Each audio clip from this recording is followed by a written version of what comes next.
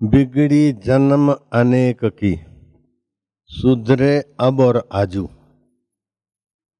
अनेक जन्म की बिगड़ी वासनाएं, बिगड़ी किस्मत अब भी आज से ही सुधर सकती। आप तो ठीक ठाक हो, बड़े भयंकर अपराधियों को भी ऐसा ही हुआ, जिनको मृत्यु दंड घोषित कर दिया अपने बाप ने। पाटलिपुत्र सम्राट अशोक का बेटा था महेंद्र, वो बड़ा उदंड हो गया था। किसी की भी छेड़खानी कर दे, किसी को भी मारपीट करवा दे, कर दे। मंत्री ने कहा कि अब हम आपको दुखद समाचार सुनाते कि आपका ही बेटा लोफर हो गया है। हैं? बोले हम आपके बेटे के लिए झूठ बोलें, ये हमारे में साहस नहीं है, लेकिन आपके बेटे ऐसा है, ऐसा है, ऐसा है, महेंद्र ऐसा है, प्रजा को दुख देता है। राजा का कर्तव्य है प्रजा का पालन, और राजा के पुत्र का कर्तव्य भी वही है, लेकिन वो प्रजा की छेड़खानी करे, युवक छोरा युवती की छेड़खानी करे, प्रजा को उत्पीड़ित करता है। सम्राट अशोक के तेवर बदल गए।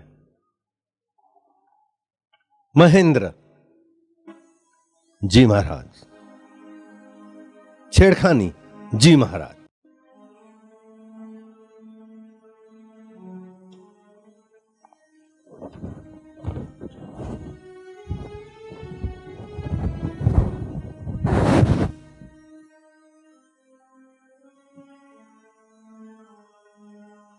प्रजा का उत्पीड़न जी महाराज।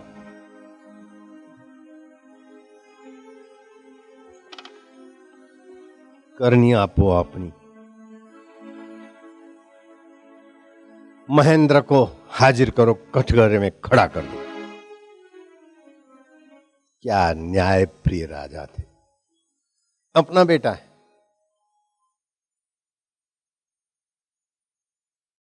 कठघरे में महेंद्र खड़ा है। महेंद्र महाराज, क्या छेड़खानी और उत्पीड़न, ये रास्ता तुमने कैसा चुना है? महेंद्र का सिर झुक गया। मतलब उत्पीड़न और छेड़खानी करने की सुकृति आ गई। मौनम सुकृति लक्षणम। महेंद्र, तुम्हें पता है छेड़खानी और प्रजा के उत्पीड़न का फल क्या होता है?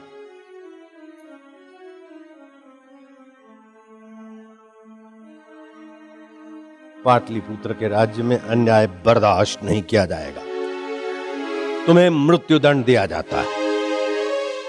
अपना बेटा, लेकिन प्रजा की छेड़खानी और उत्पीड़न मृत्युदंड। काली कोठरी में बंद कर दो। महाराज,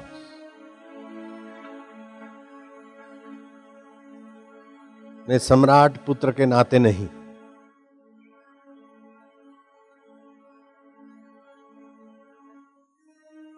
पाटलिपुत्र के राज्य के एक नागरिक के नाते प्रार्थना कर सकता हूं, मृत्युदंड भले मिले, लेकिन कुछ दिन के लिए काली कोठरी में रहने की इजाजत के बाद मृत्युदंड। 7 दिन के बाद आज गुरुवार है, अगले गुरुवार सुबह फांसी के तख्त पे महेंद्र को मृत्युदंड दिया जाएगा। सम्राट चले गए।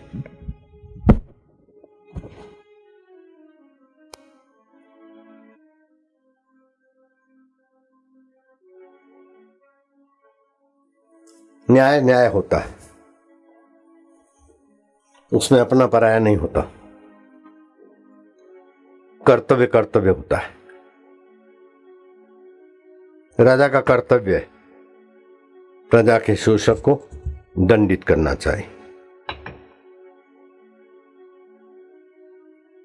मैंने अपना कर्तव्य किया है। जीव अपना कर्तव्य करता है ईमानदारी से, तो ईश्वर उसके कर्तव्य से संतुष्ट होकर उसे कर्म का बदला कर्म योग, भक्ति योग, ज्ञान योग प्रदान करने में समर्थ है। जीव अगर ममता से कर्म करता है तो बंधता है, लेकिन तटस्थ होकर कर्म करता है मुक्त होता है। गुरुवरों की बात मुझे याद है, सत्संग में मैंने सुना है, अपना कर्तव्य पालने में तटस्थ रहे, अपने और अपने परिवार के प्रति न्याय करें, दीनहीन गरीब अनाथों के प्रति उदारता करें, दुख आए धैर्य से विवेक जगाएं, वैराग्य जगाएं, और सुख आए तो सुख को बहुतों के हित में बांटे, उसे परम सुख मिलता है।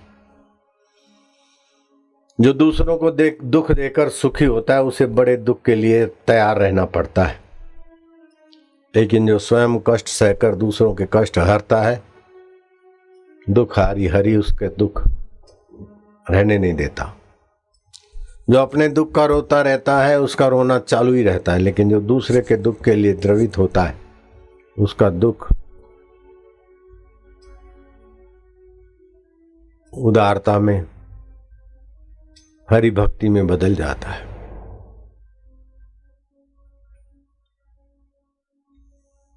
एक दिन, 2 दिन, 4 दिन, 5 दिन बीते, छठे दिन की शाम आखिरी शाम है। 7वें दिन की शाम सम्राट का पुत्र नहीं देख सकता है, महेंद्र।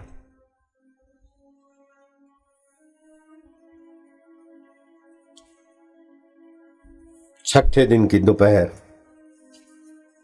7वें दिन की दोपहर नहीं देख पाएगा। सम्राट अशोक वचन के पक्के और न्याय प्रिय राजा एक बार बोल देते हैं तो फिर उसमें समझौता नहीं करते। चौकीदार ने दरवाजा खटखटाया। छठे दिन की दोपहर। क्या महेंद्र, काली कोठरी में सो रहे हो क्या? कल इस समय तुम दुनिया में नहीं होंगे, तुम्हें पता है? आज छठे दिन की दोपहर आखिरी दोपहर है। 7वें दिन की दोपहर तुम इस धरती पे नहीं देख सकते हो। महेंद्र ने कहा, मैं सो नहीं रहा हूं, जगने का प्रयास कर रहा हूं।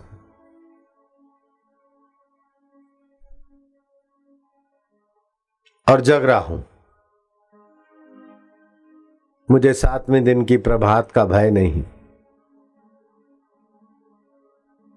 मुझे फांसी का भय नहीं। अब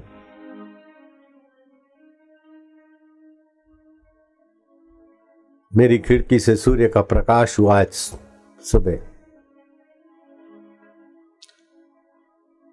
बाहर की खिड़की से बाहर का प्रकाश हुआ, लेकिन भीतर हृदय की खिड़की से प्रायश्चित की आग में मेरे पाप जल गए और मुझे पता चला कि मृत्यु जो है वो मेरी हो ही नहीं सकती। जिसका जन्म हुआ है उसकी मृत्यु होती है, जो पैदा होता है वो मरता है। जो सुख की लालच और दुख का भय से भयभीत रहता है उसी को ही मृत्यु भय देती है और मारती। मैंने मृत्यु को जीत लिया है। मैं जन्म और मृत्यु के खेल का रहस्य समझ गया। बिगड़ी जन्म अनेक की, सुधरे अब और आजू। काली कोठरी में मुझे जो लाभ हुआ है, उजाली अटालियों में और महलों में वो लाभ नहीं हुआ। एकांत अकेले कुटीर में सत्संग की बात कहीं सुनी हुई याद आई। मनन किया, मुझे पता चला ये मेरे मन की उछलंगता थी, छेड़खानी करना, दूसरे को उत्पीड़ित करना, ये मेरे मन की नीचता थी। मैंने उससे संबंध विच्छेद कर दिया है। ये मन मेरा नहीं है, अष्टधा प्रकृति का है। शरीर मेरा नहीं है, पांच भूतों का और प्रकृति का है। ये सब बदलते हैं। मन के स्वभाव में तमोगुण रजोगुण उत्पीड़न करा था, लेकिन एकांत में और मृत्यु दंड सुनने के बाद मन सुकड़ के बैठा। मैंने मनन किया, शांत बैठा। श्वास अंदर आ रहा है देख रहा हूं, जा रहा है देख रहा हूं। उस श्वास के आने जाने की सत्ता जहां से आती है वो कौन है? आंखें देखती है, कान सुनते हैं, जीभ चखती है, नाक सूंघती है, त्वचा स्पर्श करती है। ये ज्ञान सूरज चंदा का प्रकाश है। उस प्रकाश को भी प्रकाशित करती है इंद्रियां। इंद्रियों को प्रकाशित करता है मन, मन को प्रकाशित करती है बुद्धि, बुद्धि को प्रकाशित जो करता है वो मैं हूं। महेंद्र तो इस हाड़ मास के ढांचे का नाम है। महेंद्र का शरीर पैदा नहीं हुआ था तब भी मैं था, और महेंद्र मर जाएगा कल फांसी के तख्त पे, फिर भी मेरी मौत नहीं हो सकती। जाओ जाओ, सम्राट को खबर कर दो कि उसके कपूत छोरे ने मृत्यु को जीत लिया है। 7 दिन की जो मोहलत देने की कृपा की थी, मैं अभी भी तैयार हूं। 1 दिन पहले भी रवाना कर सकते। और भी कुछ सत्संग की बातें चौकीदार मंत्री आदि के द्वारा सम्राट के पास पहुंच गई।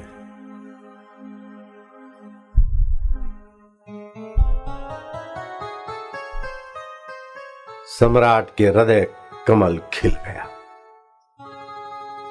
आंखों में चमक आ गई, दिल में नूरानी नूर की खबरें आने लगी। महेंद्र इतना जल्दी छलांग मार सकता था? सुना है जो बहुत बिगड़े होते हैं वो चलते तो बहुत तेजी से सुधरते, सुना है।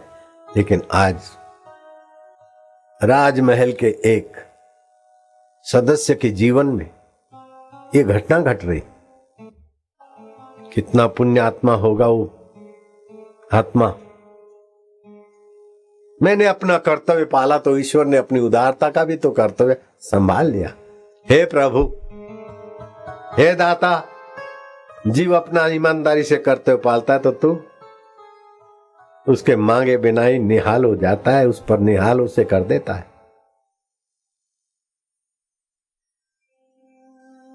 सम्राट अशोक सुबह काली कोठरी के द्वार पर आए।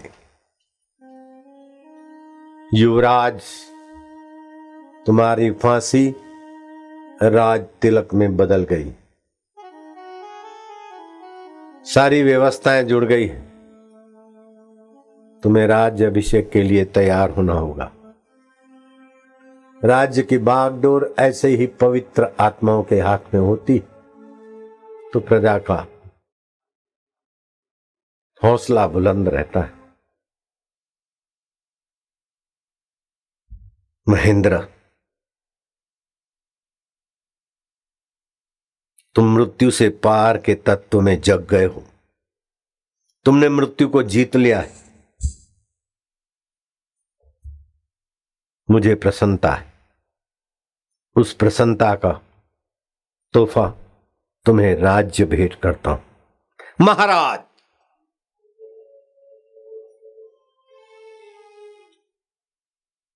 धन्यवाद, लेकिन ये राज्य मुझे नहीं चाहिए।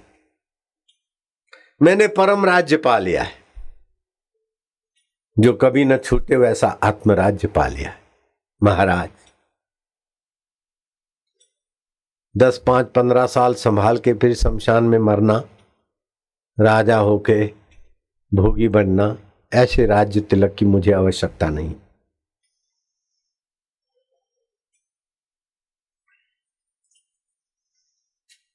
बेटा धर्मात्मा हो,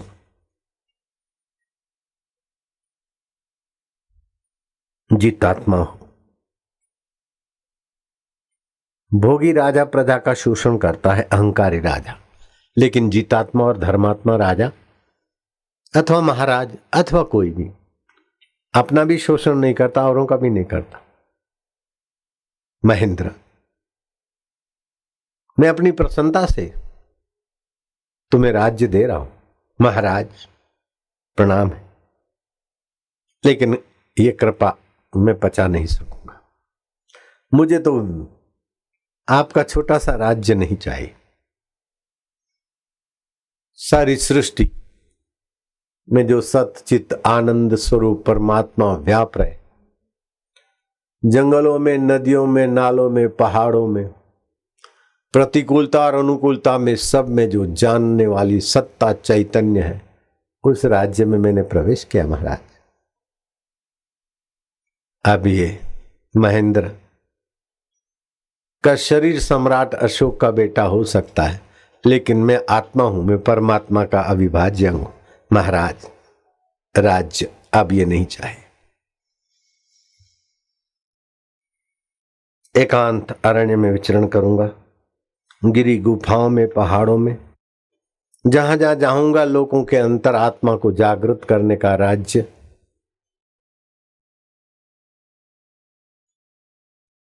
संभालूंगा। सम्राट अशोक और प्रसन्न हुए कि राज्य वैभव को भी ठुकरा कर आत्म वैभव में संतुष्ट रहने वाले इस महेंद्र को कौन क्या दे सकता है। जिसमें आत्म राज्य पा लिया उसका कौन भला कर सकता है, और उसका बुरा भी कौन कर सकता है। भला और बुरा तो शरीर संबंधी है, ये शरीर से पार गया है, इंद्रियों से और मैं मेरे से पार गया है।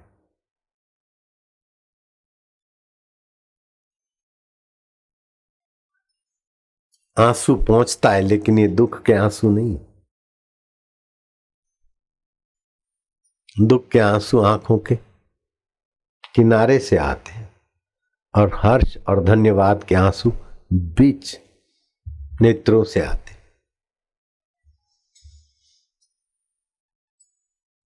मानो पिता का शरीर और पुत्र का शरीर बाहर से अलग अलग दिखता है, लेकिन अशरीरी आत्मा की एकतानता दोनों में हो रही। खड़े मंत्री, अधिकारी, चपरासी से लेकर महामंत्री तक के लोग ये दृश्य देखकर गदगद हो रहे हैं कि संतों ने सत्य ही कहा है, बिगड़ी जन्म अनेक की, सुधरे अब और आजू। अनेक जन्मों की बिगड़ी बाजी हो, अभी और आज ही सुधर सकती है।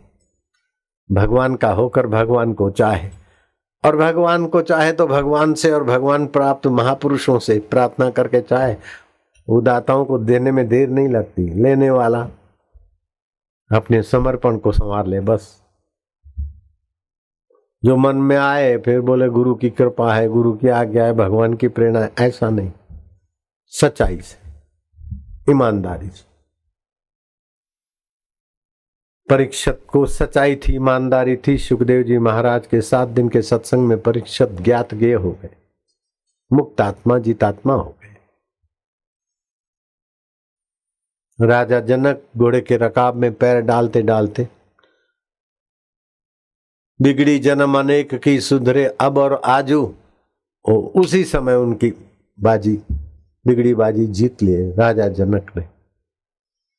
ये परमात्मा सुख, परमात्मा ज्ञान, परमात्मा रस पाना कठिन नहीं है। परमात्मा दूर नहीं, परमात्मा दुर्लभ नहीं, परमात्मा पराया नहीं, और परमात्मा कठिनता से मिलता है। इस वहम को निकाल दो। हम योग्य नहीं है, ये नासमझी को निकाल दो। मनुष्य मात्र परमात्मा प्राप्ति का योग्य है। ये मोक्ष का द्वार है। 84 लाख योनियों के बाद का एक शरीर, ऊपर से एक है। 84 लाख योनियों में नहीं आता ये शरीर, ये एक अलग प्लेटफॉर्म पे। 84 लाख पूरा करके एक, मतलब 84 लाख योनियां हैं, लेकिन मनुष्य उससे एक अलग से योनि। मनुष्य का जन्म है। चाहे तो यहां से गंधर्व लोक में जा सकता है, स्वर्ग लोक जा सकता है, यक्ष और गंधर्व लोक में जा सकता है, पितर लोक में जा सकता है। इसीलिए तो हम पूर्वजों को खिलाते ना पितर मानकर। चाहे तो नरक में जा सकता है, बंदर और घोड़ा गधे की योनि में जा सकता है।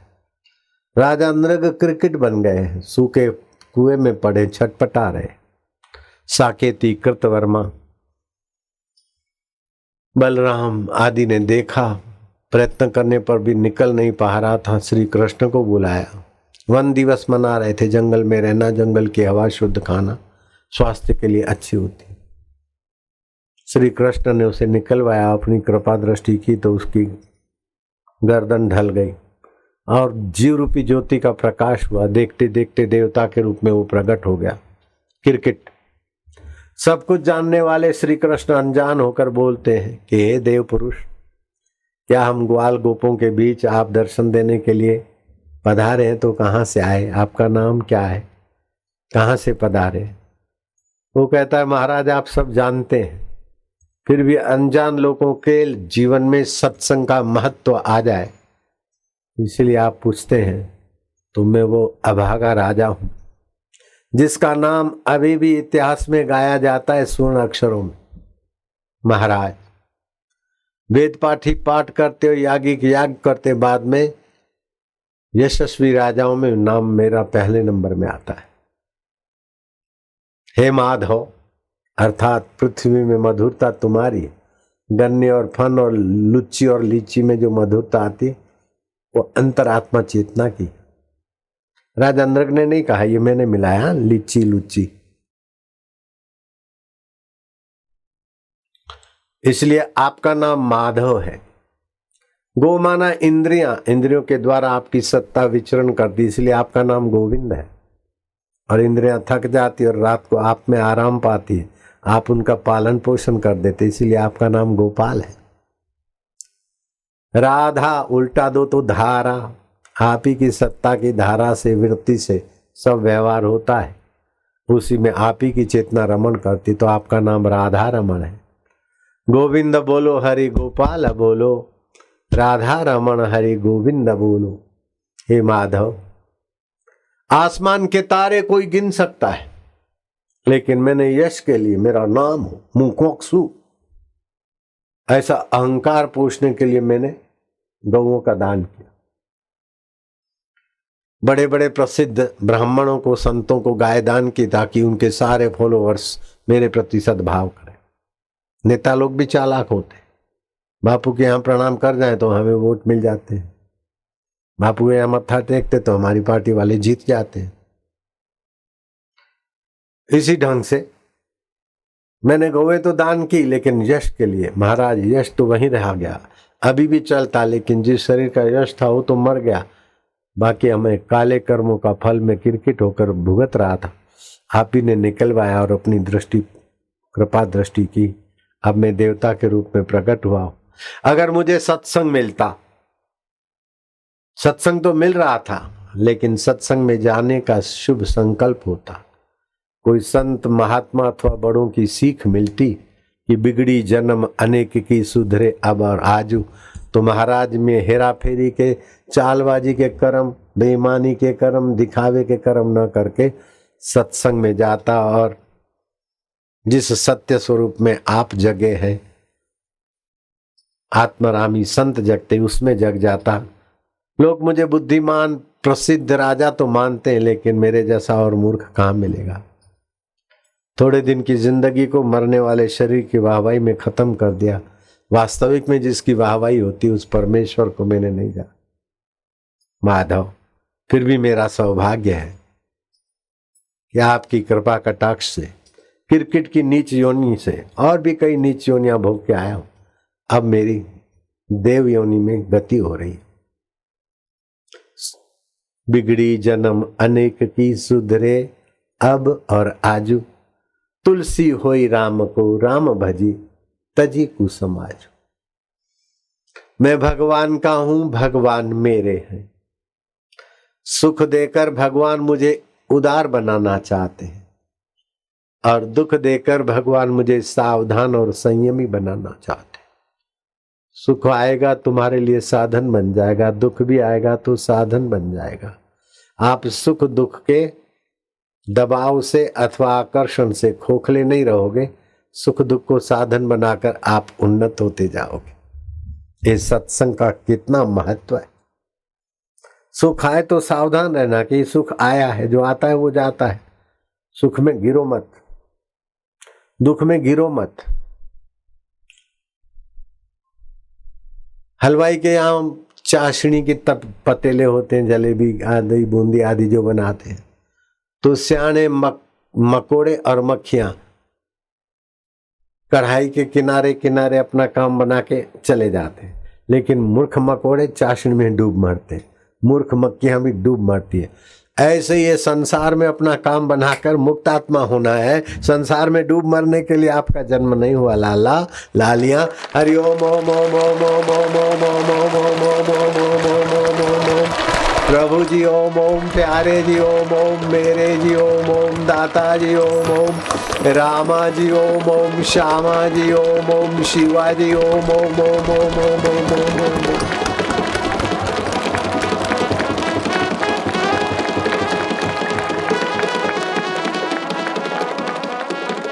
ओम ओम प्रभु जी ओम ओम ओम, प्यारे जी ओम ओम, मेरे जी ओम, रामा जी ओम ओम, श्यामा जी ओम ओम ओम, प्रभु जी ओम, प्यारे जी ओम ओम।